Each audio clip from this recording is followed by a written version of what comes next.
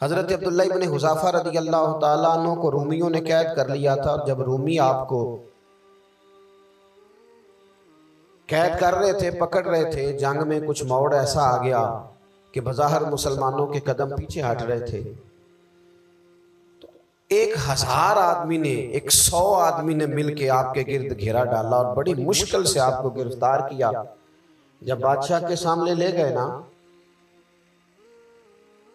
तो बादशाह से उसका सिपा सालार कहने लगा कि बंदा जाया करने वाला नहीं। ये बात समझें आप, हमारी तबीयत के मुताबिक जो बंदा पूरा नहीं उतरता हम जाया कर देते हैं। हालांकि अगर आपको मुखालिफ सफ में बंदा काम का नजर आए तो आप गौर फरमाएं कि ये हमारे काफिला मोहब्बत में कैसे शामिल हो सकता है, उसके लिए जद्दोजहद करें ताकि उससे काम लिया जा सके। उसने कहा, रोम के बादशाह ने, बंदा जाया करने वाला नहीं। वजीर ने कहा बादशाह से, उसने कहा क्या करें, कुछ ऐसा करें कि ये माज़अल्लाह हमारे दीन में आ जाए। और कुरान मजीद ने वाज़ेह कह दिया है कि यहूदी और ईसाई तुमसे राजी नहीं हो सकते हत्ता तत्तबिया मिल्लतहुम, जब तक कि तुम उनके दीन की पैरवी ना करो। इनको किसी तरीके से माज़अल्लाह ईसाई बनाया जाए। तो बादशाह कहने लगा 2-3 चीजें हैं जिससे कोई बंदा भी खरीदा जा सकता है, कर लेते हैं बात। उसने सबसे पहले हजरत अब्दुल्लाह इब्न हुज़ाफ़ा से कहा कि जितने पैसे आप कहेंगे आपको मिलेंगे, आप इस दीन में आ जाएं माज़अल्लाह। तो हजरत अब्दुल्लाह इब्न हुज़ाफ़ा ना, कुछ लोग बड़े सियाने होते हैं, बुर्दबार होते हैं, बाज़ बातों पर गुस्सा नहीं करते, हंसते हैं। हजरत अब्दुल्लाह इब्न हुज़ाफ़ा हंस पड़े, फरमाने लगे तुझे किसने बादशाह बनाया, तो बड़ा बेवकूफ़ आदमी है। उसने कहा क्या मतलब? फरमाने लगे नादान, मैं तो तलवार लेके मैदान में आया हूँ, मुझे दौलत कमानी होती मैं तिजारत करता, मैं तिजारत नहीं कर रहा, मैं तो शहादत के लिए निकला हुआ हूँ। और तू मुझे कह रहा है पैसे ले ले, को अकल की बात कर। उसने दूसरी बात की, उसने कहा कि मैं बादशाह हूं, मेरे नीचे जितने भी ओहदे हैं, वजीर, मुशीर, वजीर खजाना, जो आप ओहदा कहेंगे आपको दे दिया जाएगा, आप इस तरफ आ जाए। तो हज़रत अब्दुल्लाह इब्न हुज़ाफ़ा कहने लगे फिर कहता हूं तो बड़ा नादान है।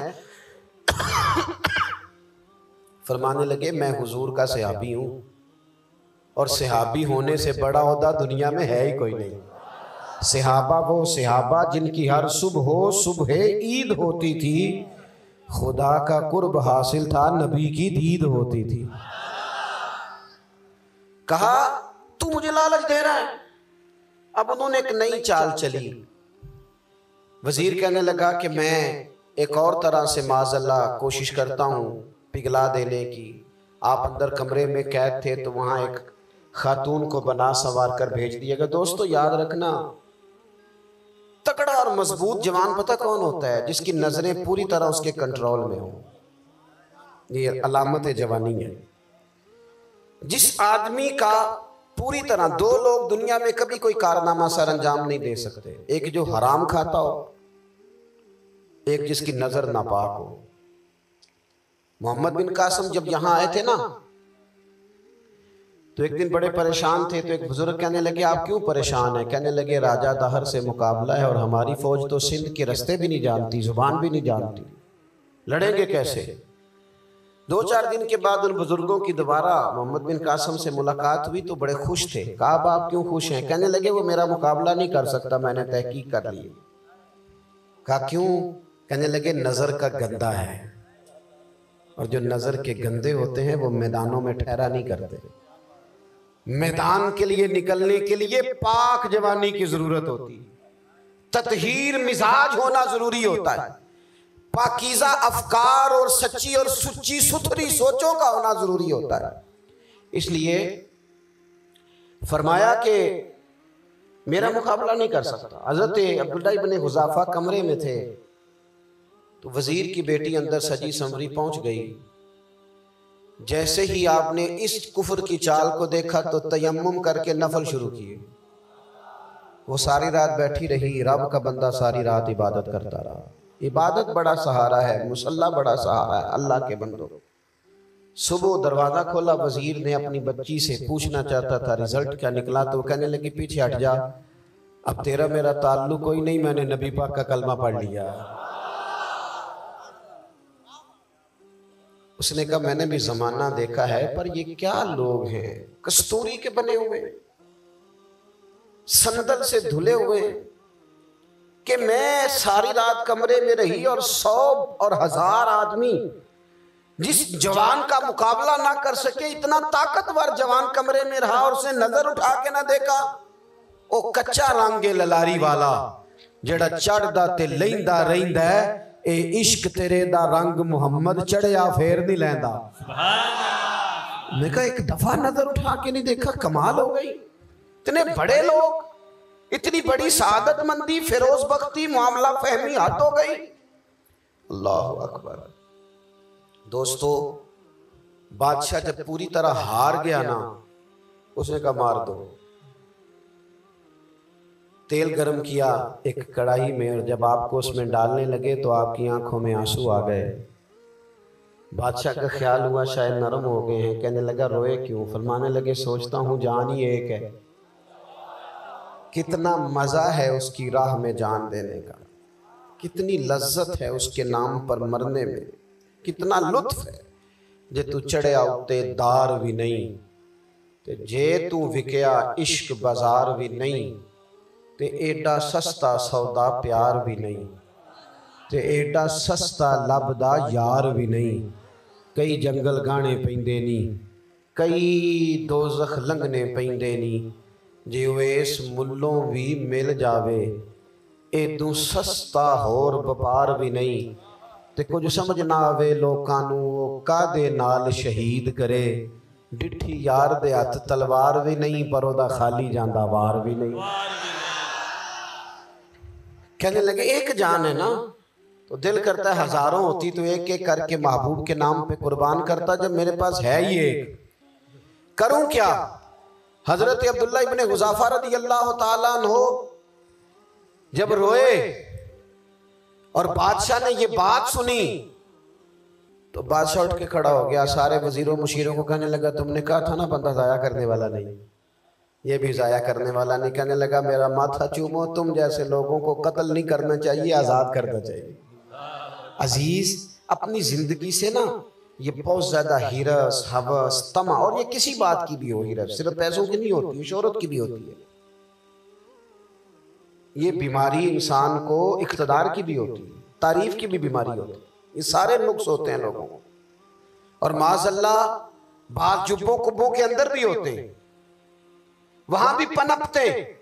अपनी जिंदगी जब तक उस सादगी में नहीं लाओगे जो रसूल पाक ने अता फरमाई, जब लोग आसानियों में पूरी तरह उलझ गए तो फिर वो दूर हुए और कुफर चढ़ गया। दूसरी बात, अल्लाह के महबूब सल्लल्लाहु ताला अलैहि वसल्लम की मोहब्बत हमसे तकाजा करती है कि हम उस मिशन के लिए काम करें जिस मिशन के लिए रसूल पाक ने काम फरमाया है। हम सारे काम बड़े मजबूती से, सोच समझ के, तदब्बुर से, हिकमत से, तकाज़ों को मद्देनजर रखते हुए करते हैं सारे काम। दीन के काम में हमारा मिजाज नहीं होता, ओ हो जाएगा जी, आप बिस्मिल्लाह पढ़ें जी, शुरू करें जी।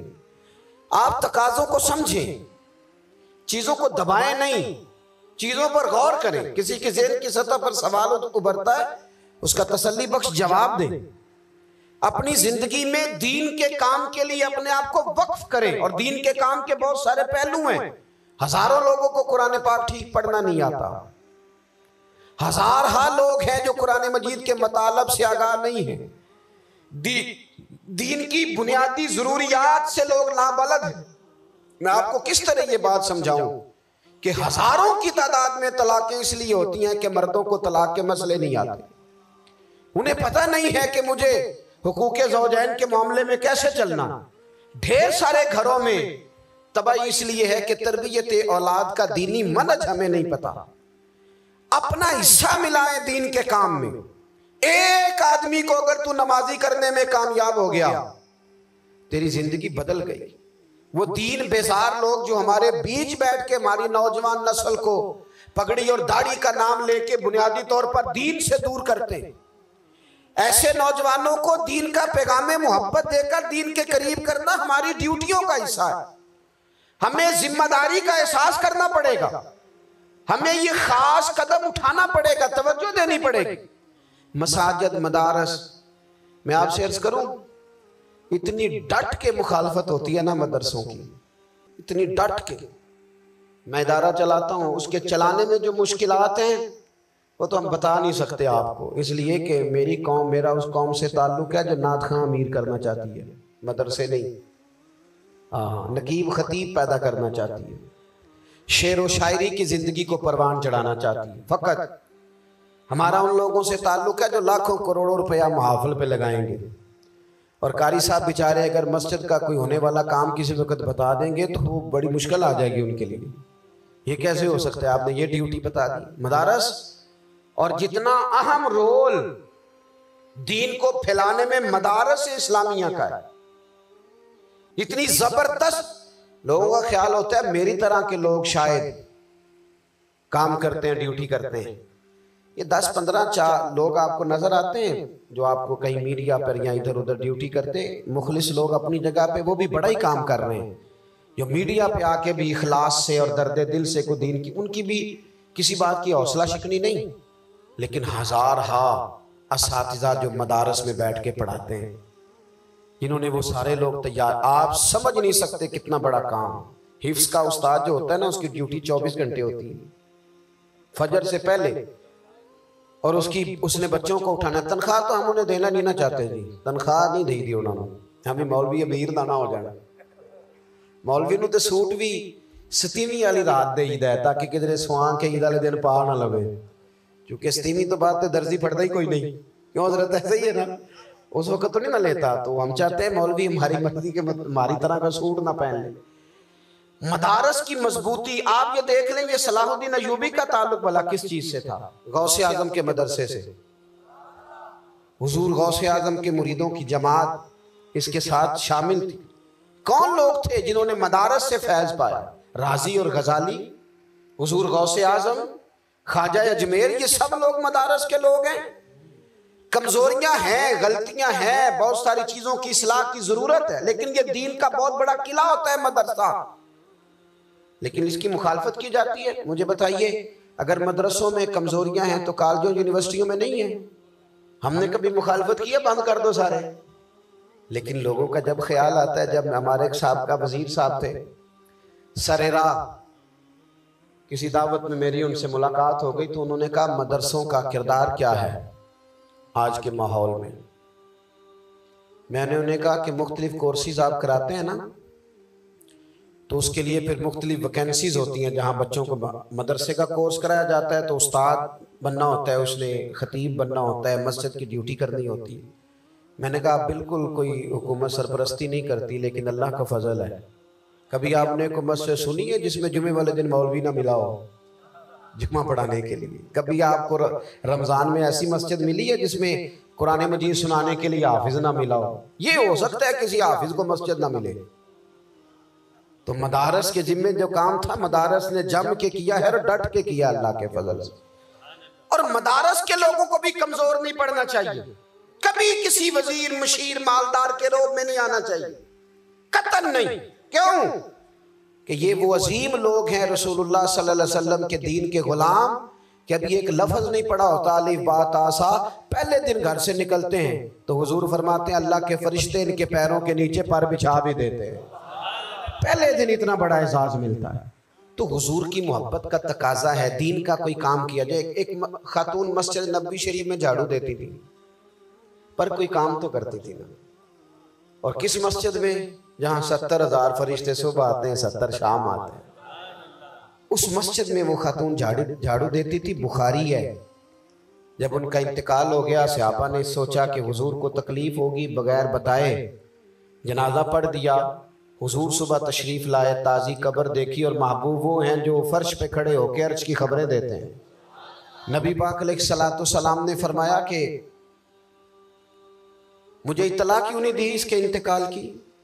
ये करम देखो, कोई ड्यूटी तो करती थी ना यार, पर खुलूस से, पर प्यार से, पर अल्लाह को राजी कर देंगे, पर दर्द दिल से। और दीन की ड्यूटियां करने वाले दोस्तों सुनो, हुजूर सुबह आए, कब्र को देखकर फरमाया मुझे क्यों नहीं बताया? या रसूलल्लाह, आपको तकलीफ देना मुनासिब ना जाना, तो कब्र पे खड़े होके हुजूर ने फरमाया सफ बनाओ मैं दोबारा जनाजा पढ़ाऊंगा, सफ बनाओ मैं दोबारा जनाजा पढ़ाऊंगा। कोई ड्यूटी तो। तीसरा तकाजा हुजूर की मोहब्बत का। समझो मैं बस बड़ी जल्दी बात समेटने लगा हूं। हुजूर की उम्मत से प्यार करो, ये नबी पाक की मोहब्बत का तकाजा है। हुजूर उस बंदे से बड़े राजी होते हैं जो हुजूर की उम्मत से प्यार करता है। आपको पता है हज़रत जिब्रील अमीन अलैहिस्सलाम ने मेराज की रात हुजूर अलैहिस्सलाम से अर्ज की थी कि अल्लाह की बारगाह में अर्ज कीजिएगा मेरी भी ड्यूटी लग जाए आपकी उम्मत के साथ मोहब्बत करने पर। तो ये क्यों कहा था उन्होंने? उलमा ने लिखा इसलिए कहा था कि हज़रत जिब्रील भी जानते हैं कि हुजूर की उम्मत से मोहब्बत की बात की जाए ना तो नबी पाक राजी होते हैं। उम्मत से प्यार करोगे ना, उम्मत से। एक सिर्फ बात का ख्याल रखना, अकीदा बुरा हो तो बात दूसरी है, वरना मेरे महबूब की उम्मत का एक एक शख्स जो मदीने वाले का कलमा पढ़ता है, जो हुजूर का गुलाम है, उसके बारे में अपने दिल में गुंजाइश रखना, प्यार रखना, वारफ्तगी रखना। ओ दोस्तों, यहां लोग किस किस तरह ग्रोहों को, जमातों को सपोर्ट करते हैं। नबी पाक ने इस उम्मत की कसरत पर फख्र बयान किया और हुजूर फरमाने लगे 120 सफ़े जन्नतियों की होंगी, क़यामत में 80 सफ़े सिर्फ मेरी उम्मत की होंगी। मैं कसरत उम्मत पर फख्र करूंगा। इन लोगों से प्यार करना, इनके दुख दर्द को समझना है। पता है आज क्या होता है? आज हमें ना मुख्तलिफ छोटे छोटे मुल्कों में बांट दिया गया, तो हम किसी दूसरे मुसलमान भाई का दर्द नहीं महसूस करते।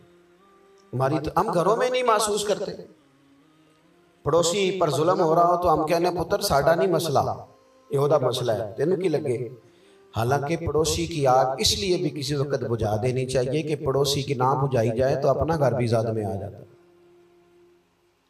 आज उम्मत मुस्लिमा से हमें बस लगा दिया गया अपने हिस्से की रोटी कमाओ, अपने हिस्से की कोठी बनाओ, अपने हिस्से की गाड़ी खरीदो, अपने हिस्से का काम करो। उम्मत का दर्द, उम्मत की बात, वहदत उम्मत का तसव्वुर, उम्मत का दोबारा से वो शान अरसला रसूलहु बिल हुदा व दीनिल हक लियुज़हिरहु अला दीन कुल्ले, वो तसव्वुर कब होगा? उस वक्त होगा जब हम बात उम्मत की करेंगे। नबी पाक अलैहिस्सलाम ने फरमाया मुसलमान की मिसाल एक जिस्म की तरह है। जिस्म के एक हिस्से को तकलीफ हो तो सारा आजमाइश में आ जाता है। मुझे बताओ, ये उंगली दर्द करती हो, ये उंगली जिस्म का हिस्सा है ना, तो मेरा ख्याल है दिमाग ये कह देगा कि उंगली की दर्द है ना, मैनू की लगे। दिल कह देगा कोई नहीं टेंशन लेनी, उंगली का मसला है ना। ऐसा नहीं होता, बल्कि जब उंगली में दर्द होती है तो दिमाग मनसूबाबंदी करता है कि इसका इलाज कैसे हो सकता है।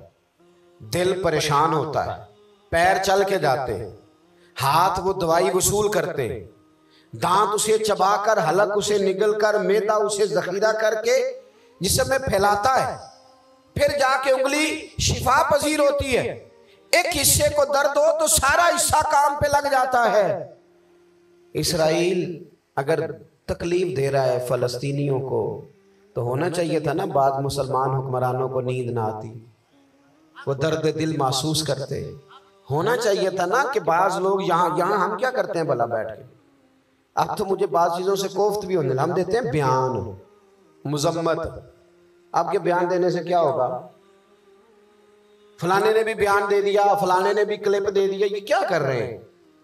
ये तो आप जिंदा रहना चाहते हैं। वो जिस तरह आजकल हमारे यहाँ बहुत सारी चूंकि जमातें हैं, तो कश्मीर डे आता है ना, तो मिल के रैली नहीं निकाली जा सकती, सवाल नहीं पैदा होता, क्योंकि हमें जमातों को जिंदा रखना है।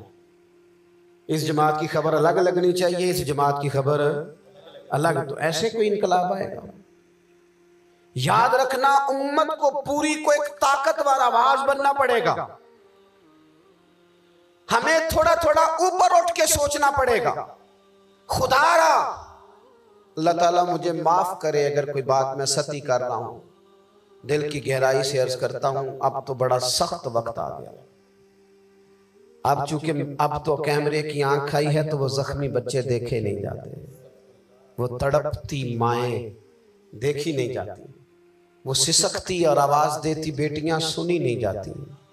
वो आवाज़ें ऐसी हैं जैसे वो रात के सन्नाटों में चीखें बन के लोगों को जगाया करेंगी। खुदारा कुछ जुर्म ऐसे होते हैं जिनकी सज़ाएं बड़ी सख्त होती हैं, जिनकी माफ़ी बड़ी मुश्किल से होती है। अपने अंदर जज्बा ईमानी पैदा करें। और मेरे दोस्तों, बिस्तर पर भी तो लोग मारी जाया करते हैं ना। अपनी ज़िंदगी रसूलुल्लाह सल्लल्लाहु अलैहि वसल्लम के दीन के नाम करो। जज्बा जिहाद, शौक़ शहादत और इश्क़ रसूल, ये अनासर हैं जो उम्मत मुस्लिमा को पैरों पर खड़ा करें। 2 मिनट के लिए सोचो, उम्मत अगर इसी तरह कटती रही, परेशान रही, दुखती रही और बारी बारी करके, इकबाल ने क्या कहा था? उसने कहा था वतनों में, उन्होंने कहा था कि इन ताज़ा खुदाओं में बड़ा सबसे वतन है, जो पैरहन इसका है वो मजहब का कफन है।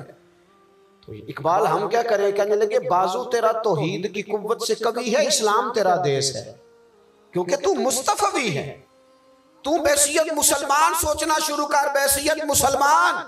और यूं तो सैयद भी हो, मिर्जा भी हो, अफगान भी हो, तुम सभी कुछ हो, बताओ कि मुसलमान भी हो। तुम्हारे अंदर कहीं से कोई मोमिन भी बोलता है कि नहीं? इलाकाई तासुबात और मुल्की सरहदों में कैद हो जाने वालों, तुम एक नबी की उम्मत हो।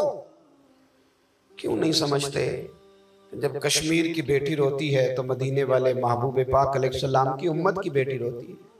जब फ़लस्तीन की बेटी रोती है तो उम्मत की बेटियां रोती हैं। खुदारा कुछ दर्द दिल अपनी तबीयत में पैदा करें। मैं हुक्मरानों की बात नहीं करता, मैं तो आम लोगों से ऐसे तबसरे सुनता हूं जो नहीं करने चाहिए। वो नहीं जी नहीं, दूसरा रुख भी देखो, आम आदमी उठ के, आम लोग भी ये खतरनाक सोचें और इनसे खौफनाक नतायज बरामद होंगे। तो 3 बातें मैंने आपकी खिदमत में अर्ज की हैं। एक तो कोशिश करें अपनी ज़िंदगी के अंदर कि ज़िंदगी को सादा करें। पैसा ज़रूर कमाएं, लेकिन पैसे से प्यार ना करो, प्यार तो मदीने वाले रसूल से करना। दौलत, हिरस, हवस, तमा, इनसे बाहर आओ।